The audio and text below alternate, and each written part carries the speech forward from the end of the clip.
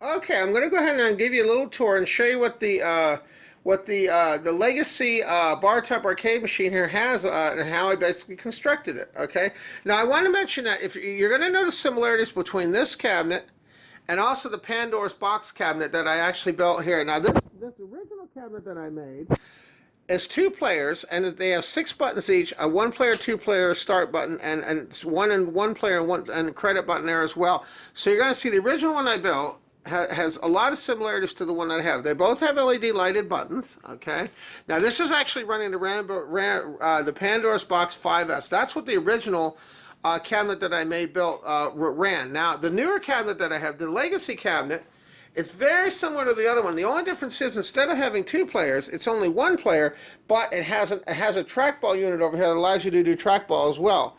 Okay, now let me go and show you what the back and everything looks like. Okay, now you're also going to notice too, unlike the Pandora's box, this actually runs, the original cabinet actually runs a Pandora's 5 board to actually run it.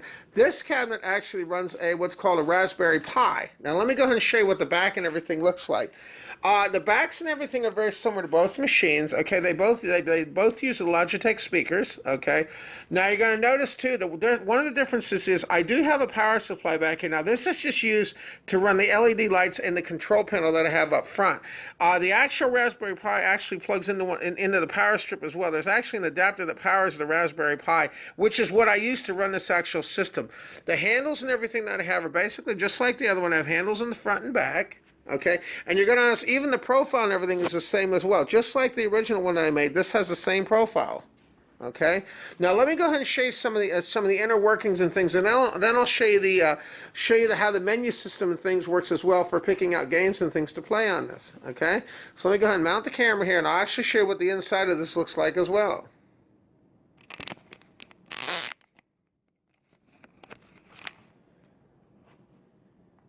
Okay, now same as the other cabinet.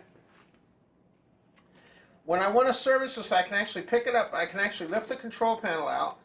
I can flip it over to service it, just like I could do with the other ones.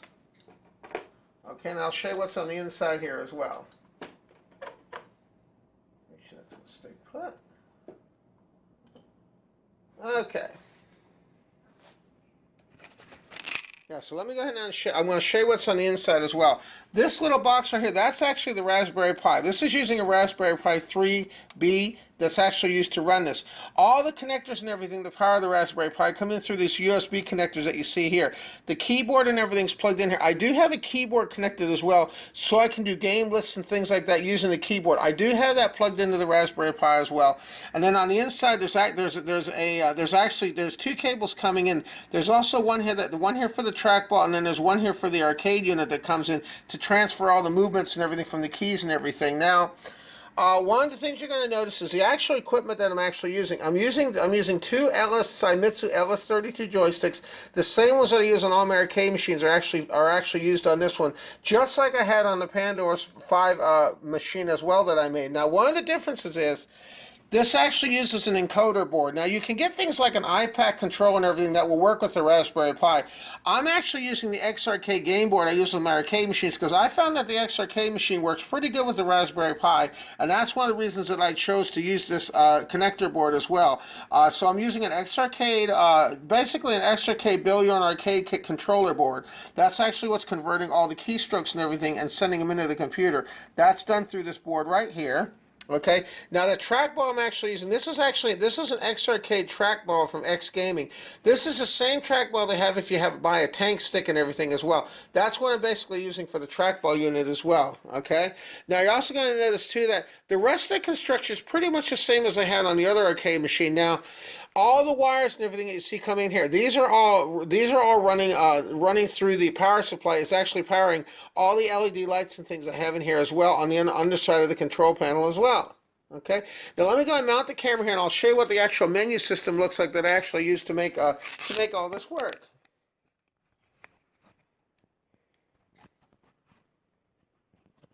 Okay, let me go put the control panel back in place.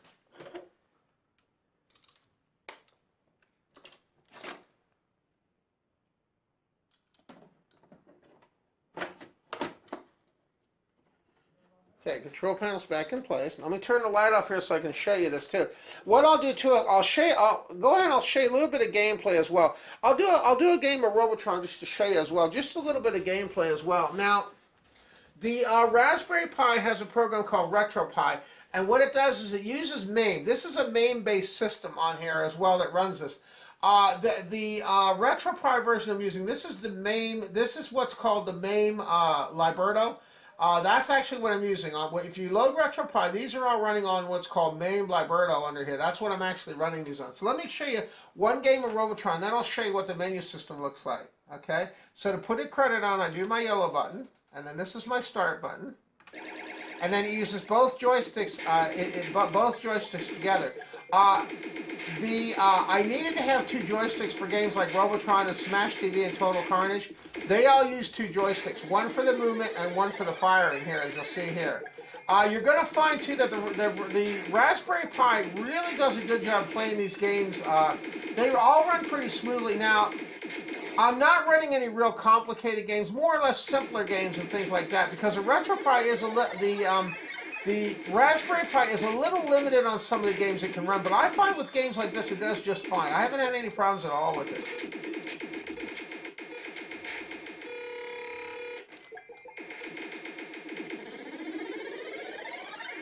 And this is a game, like I was saying, that my dad and I used to play all the time.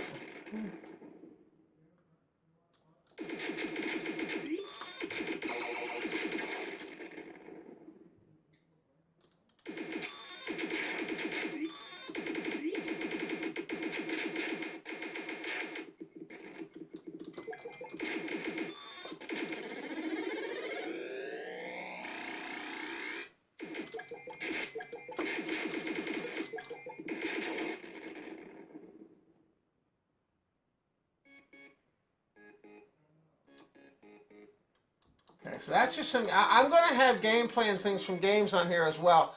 When you go to my channel, just look under Legacy Arcade Bartop.